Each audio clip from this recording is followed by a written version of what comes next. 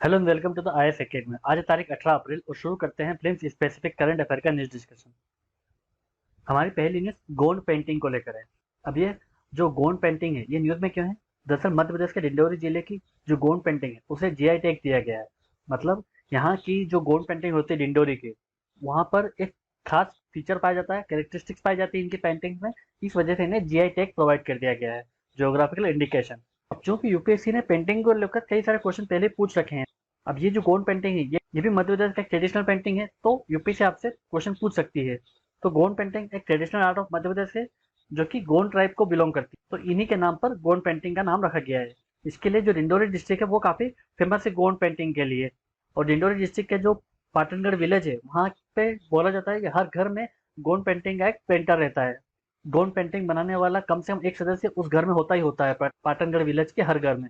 अब ये जो गोंड पेंटिंग है इसमें यूनिक स्टाइल, थीम और मोटिव देखने को मिलते हैं। तो इसके फीचर्स हमें पता होना चाहिए कि ये एक ट्रेडिशनल आर्ट फॉर्म है। जो पहले लोगों के जो कच्चे मकान होते थे उनके वॉल्स में गोंड पेंटिंग पहले बनाई जाती थी, बट धीरे धीरे 1980s के बाद में इसे कैनवास और पेपर में भी बनाया जाने लगा। बेसिकली ये ऑनलाइन वर्क है जिसमें कि जो डॉट डॉट होते हैं, लाइन जो होती है, उसके बेसिस से पूरी पेंटिंग बनाई जाती है। तो इससे पेंटिंग में एक सेंस ऑफ मूवमेंट हमें नजर आता है।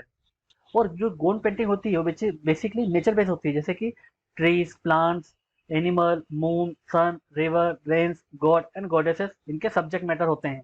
और ये डेली लाइफ की एक्टिविटीज को भी पेंट करते हैं, जैसे कि फूड, खेती और राजा कैसे फाइट करते थे, वो भी इस पेंटिंग के जरिए बताया जाता था। और इन पेंटिंग में एक और खास बात यह है कि ये ब्राइट कलर का यूज करते हैं, जैसे कि yellow, red, white and blue. तो ये इसके बेसिक फीचर्स हो गए। और यूपीएससी अगर गोंड पेंटिंग का पूछेगी तो इन्हीं बेसिक फैक्ट्स में से पूछेगी। अब चलते हैं आगे। हमारी अगली न्यूज ट्रेड डाटा को लेकर है। यूपीएससी जब इकोनॉमिक्स से क्वेश्चन पूछती है तो जनरली जो ट्रेंड होते हैं उस पर क्वेश्चन पूछे जाते हैं।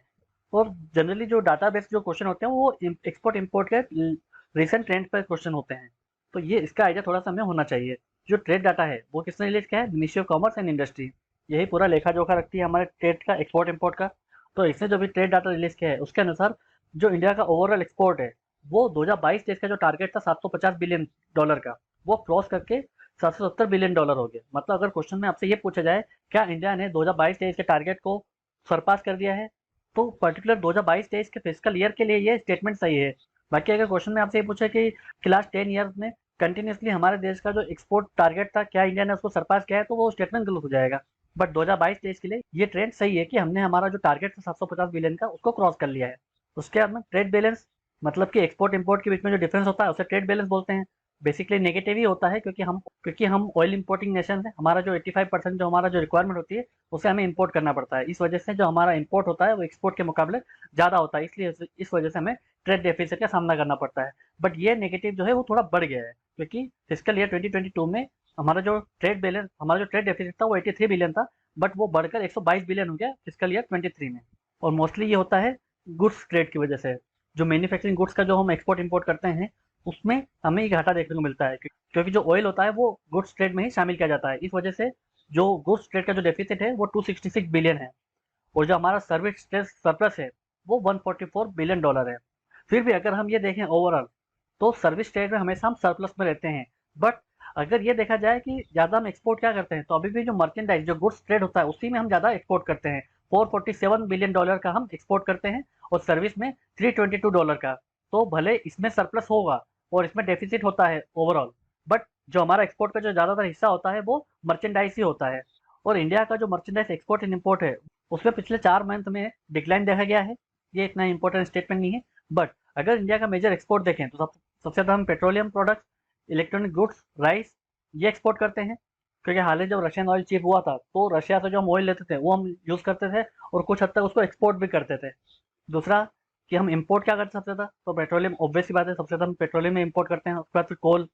अब क्वेश्चन आपसे मेजर एक्सपोर्ट डेस्टिनेशन भी पूछ सकता है क्योंकि यूपीएससी ने पहले भी ये पूछा है क्वेश्चन कि जो हमारा मेजर एक्सपोर्ट डेस्टिनेशन है वो क्या है। तो यूएसए हमारा मेजर एक्सपोर्ट डेस्टिनेशन है। सबसे ज़्यादा हम जो एक्सपोर्ट होता है वो यूएसए करते हैं, फिर यूएई, नीदरलैंड और चाइना।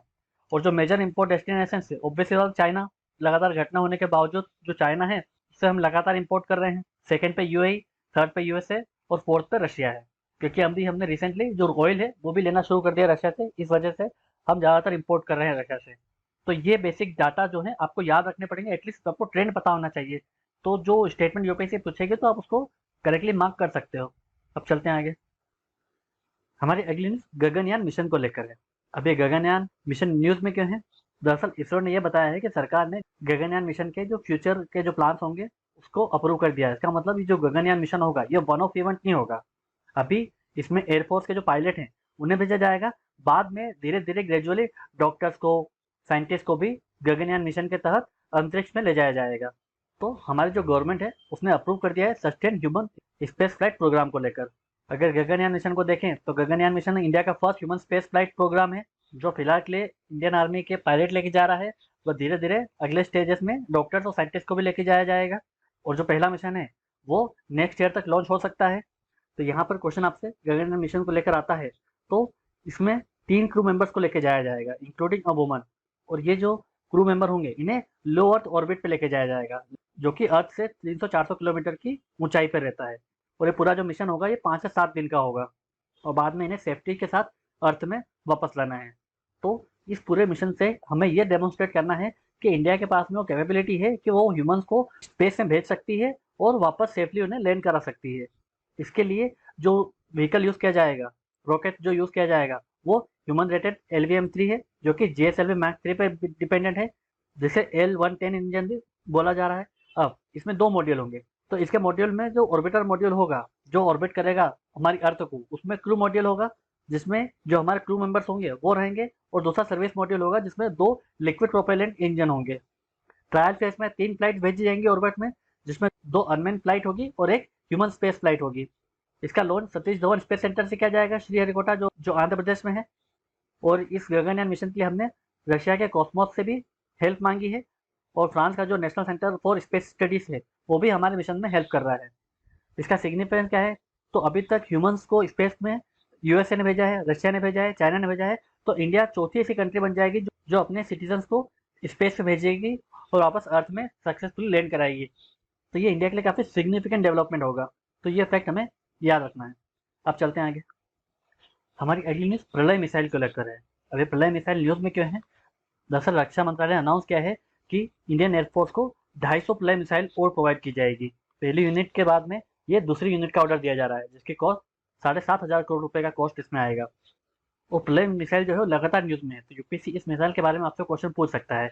तो basically quasi ballistic surface to surface missile है, और इसका जो मेन पर्पस ये है कि ये इंटरसेप्टर को डिफीट करने वाली मिसाइल है। क्यों? क्योंकि जिसकी जो ट्राजेक्टरी होती है वो काफ़ी लो होती है, ये जमीन से काफ़ी सट के दुश्मन के जो ठिकाने हैं उस पर अटैक करती है। इस वजह से ये राडार को इसे कैप्चर करने में दिक्कत आती है।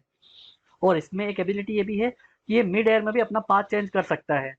तो इसी वजह से इसका जो मेन यूज़ यही होगा, तो दुश्मन कंट्री का जो राडार होगा, जो कम्युनिकेशन इंस्टॉलेशन होगा, कमांड सेंटर होगा, एयरफील्ड होगा, उन्हें अटैक करने के लिए इस मिसाइल का यूज़ किया जाएगा।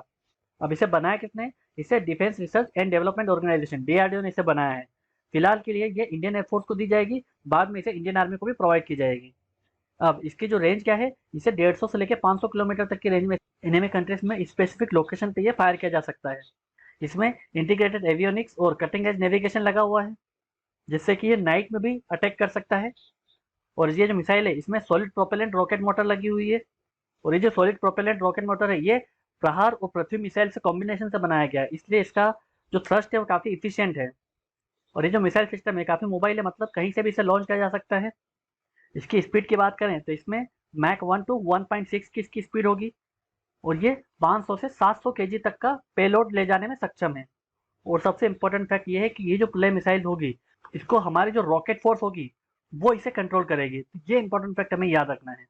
तो ये प्रलय मिसाइल को लेकर बेसिक फैक्ट है। अब चलते हैं आगे। अब एक प्रीवियस ईयर क्वेश्चन देख लेते हैं जो यूपीएससी ने 2017 के प्लेन से पूछा था। Which of the following are the objectives of national nutrition mission?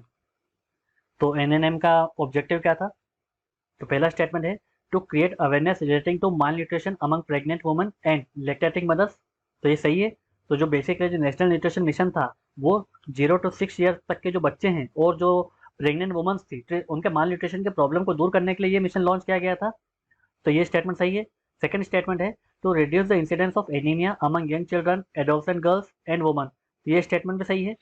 National nutrition mission का जो बेसिक ऑब्जेक्टिव यही था कि जो एनीमिया के जो इंसिडेंट्स हैं वो बच्चों में, प्रेग्नेंट वुमन्स में, एडोलसेंट गर्ल्स में कम करना, और इसके रिगार्डिंग जितनी भी स्कीम चलाई जा रही थी उन सबको कन्वर्ज करना, तो ये स्टेटमेंट भी करेक्ट है। अब थर्ड स्टेटमेंट है to promote the consumption of millets, coarse cereals and unpolished rice. तो ये स्टेटमेंट गलत है, क्योंकि एनएनएम का बेसिक ऑब्जेक्टिव ये है कि जो न्यूट्रिशन लेवल है उसे सिक्योर करना, उसे बढ़ाना, पर इसके लिए कोई पर्टिकुलर फूड का रिकमेंडेशन नहीं दिया गया था इस स्कीम में। तो इस वजह से ये स्टेटमेंट गलत है। अगला स्टेटमेंट है to promote the consumption of poultry eggs. तो ये स्टेटमेंट भी गलत है, क्योंकि इसमें सिर्फ और सिर्फ न्यूट्रिशन बढ़ाना है, बट कैसे बढ़ाना है, किस फूड से बढ़ाना है, ये मेंशन नहीं किया गया है। तो ये स्टेटमेंट भी गलत हो जाएगा। तो इसका आंसर क्या हो जाएगा? ए 1 एंड 2 ओनली। इस वीडियो के पीडीएफ को डाउनलोड करने के लिए आप हमारे टेलीग्राम चैनल को ज्वाइन कर सकते हैं। ऐसे ही और करंट अफेयर के वीडियोस के लिए आप हमारे यूट्यूब चैनल को सब्सक्राइब कर सकते हैं। आज की वीडियो में सिर्फ इतना ही है। Thank you very much.